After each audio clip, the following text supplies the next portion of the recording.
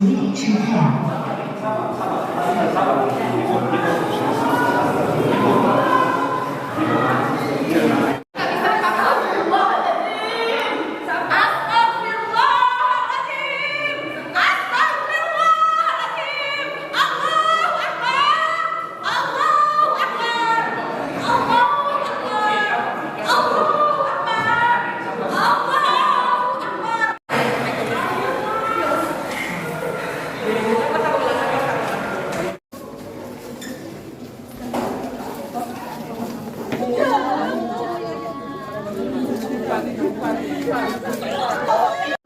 Mas Aun ngapain ayah? Ayah mas, di situ.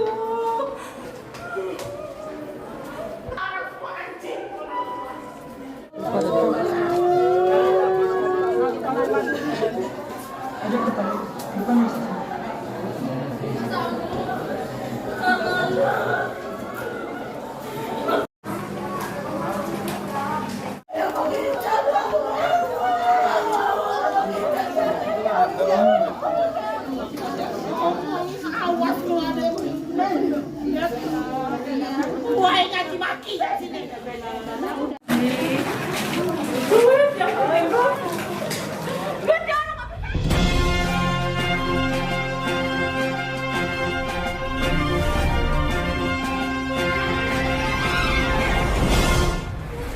Pemirsa TV Prioritas Lampung, video di awal tadi adalah detik histerisnya keluarga terdakwa Bakas Maulana dan Syahrial Aswad pasca sidang pembacaan putusan Majelis Hakim Pengadilan Negeri Kota Agung yang memvonis kedua terdakwa pembunuhan Dede Saputra 32 tahun owner Dede Sel Gisting yang terekam kamera. Keluarga terdakwa merasa kecewa setelah ketuk palu hakim memvonis hukuman terdakwa Syahrial Aswad dan terdakwa Bakas Maulana. Sidang yang digelar di ruang sidang Kartika Pengadilan Negeri Kota Agung.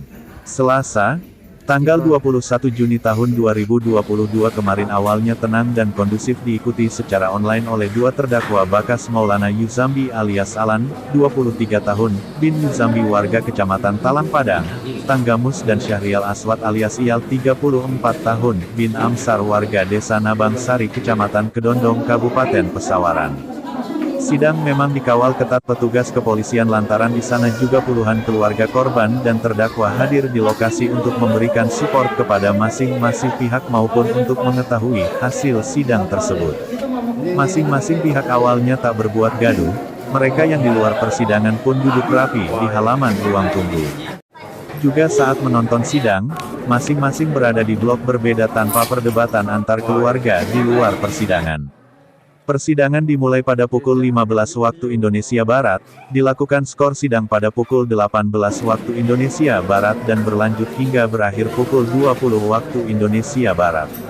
Hasil sidang diketahui, Majelis Hakim PN Kota Agung memvonis kedua terdakwa lebih ringan dari tuntutan JPU pada sidang tuntutan sebelumnya, di mana JPU menuntut kedua terdakwa hukuman seumur hidup. Pasca pembacaan putusan Majelis Hakim, suasana yang sebelumnya tenang berubah drastis 180 derajat pasalnya keluarga kedua terdakwa tidak menerima putusan itu hingga sejumlah orang menjerit histeris bahkan seorang ibu sempat pingsan di ruang persidangan.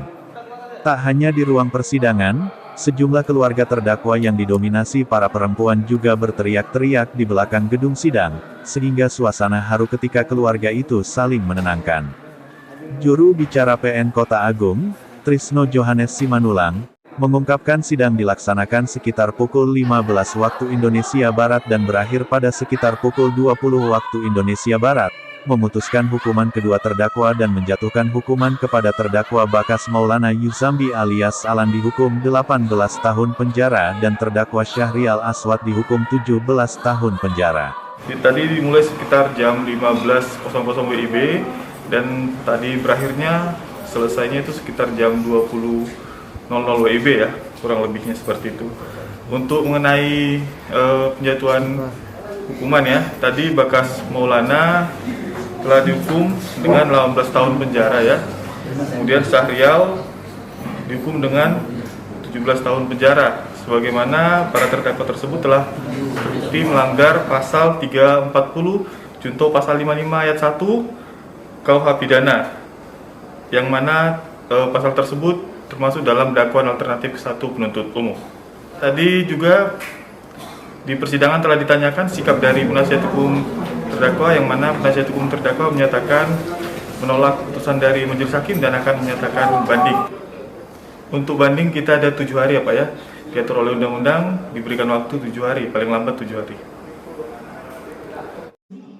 Atas putusan itu, salah satu penasehat hukum terdakwa yakni Wahyu Widiatmoko mengatakan bahwa pihaknya sangat keberatan atas hasil pembacaan putusan hakim sehingga akan melakukan upaya banding dalam 7 hari ke depan. Terhadap dua terdakwa bagaimana? Ya, hari ini kita sudah mendengar ada putusan yang memang kami anggap tidak memenuhi rasa keadilan terhadap klien kami Bakas dan Syahrial, sehingga kami sangat kecewa sebagai penasihat hukum. Terus kami akan melakukan upaya banding untuk 7 hari ke depan. Saya sebagai pihak daripada keluarga korban, semuanya saya percayakan kepada Yang Mulia Majelis Hakim Pengadilan Negeri Kota Agung, karena saya yakin dan percaya pengadilan Dewan Hakim Pengadilan Negeri Kota Agung Tenggamus itu memvonis dengan berdasarkan keprofesionalannya dan keilmuannya. Pelaku ini yang mau mengajukan banding seperti apa Pak tanggapannya Pak? Kalau tanggapan kami itu hak mereka, karena pada dasarnya baik pun keluarga korban ataupun terdakwa mempunyai hak masing-masing untuk pembelaan. Kalaupun memang dilarang mau membela, ya kami persilakan saja. Pertama, syukur alhamdulillah ya rabbil alamin, segala puji bagi Allah Tuhan seluruh alam. Itu yang pertama. Yang keduanya, kami ucapkan terima kasih pertama kepada jajaran kepolisian, khususnya tim TKP Tenggamus dan Polsek Pugung atas terkuaknya kasus yang marhum adik saya. Yang keduanya, saya juga ucapkan terima kasih kepada seluruh keluarga atas doa dan dukungannya selama menghadapi persidangan ini.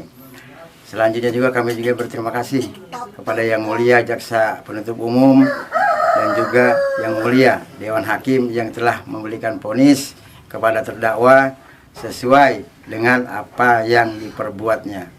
Tapi keluarga menerima Pak ya dengan apa yang divonis oleh hakim? Tentang vonis yang tidak sesuai dengan apa yang kami harapkan, artinya kami sekeluarga besar, baik dari pihak korban almarhum ataupun dari pihak besar istri daripada almarhum,